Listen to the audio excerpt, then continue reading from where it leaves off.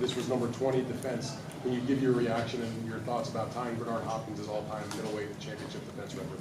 And Tom and Abel, if you want to chime in also.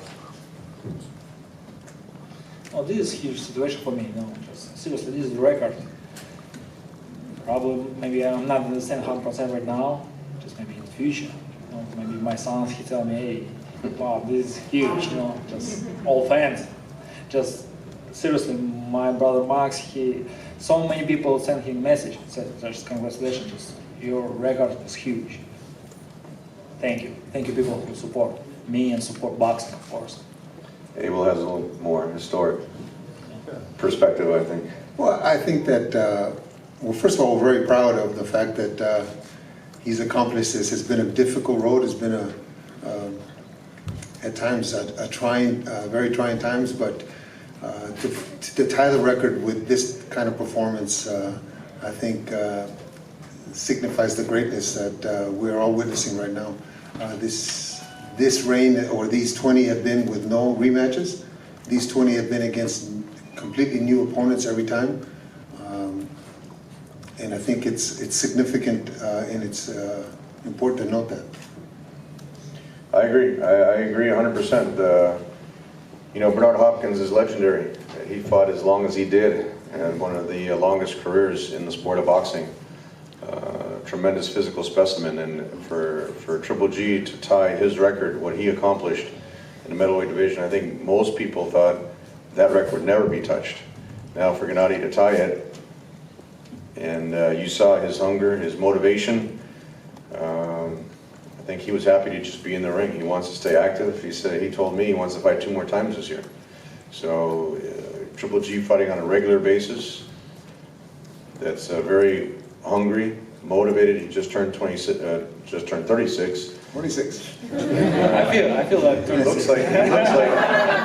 he looks like 26. He just turned 36. And then when he fought in there, he fought like he was 26. So I think if he continues these type of performances, we're going to see many more knockouts, many more fights, and I think he's going to write history every time he steps in the ring. Kevin? Gennady, the other day you said you put a 10% chance of fighting Canelo in September. Now tonight in the ring when Max asked you, you said absolutely you would fight him. So is it 10% or is it absolutely that you're going to fight him? Okay, 10% is a lot for this situation. Seriously, I'm ready. I want to fight May 5th, Cinco de Mayo. I'm ready 100%. I give him a lot, options. Look, my situation and Canelo's situation right now, just I give him a lot percent. I think nobody have more percent. Maybe like everybody has like 5%. Of course he's my priority.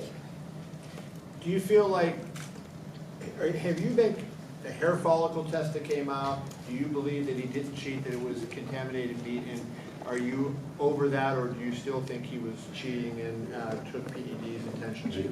I think what we should do, Kev, is since the Nevada Commission did their investigation, we're not really privy to all those. We know he did a hair follicle test. We know he's tested many times since his 2 positive tests.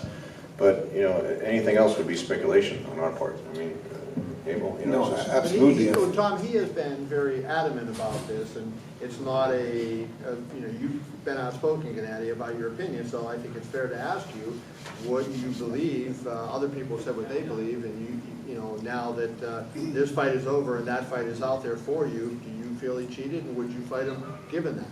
Of course I believe, of course I want. My job is very small, I'm a fighter. Of course I'm ready.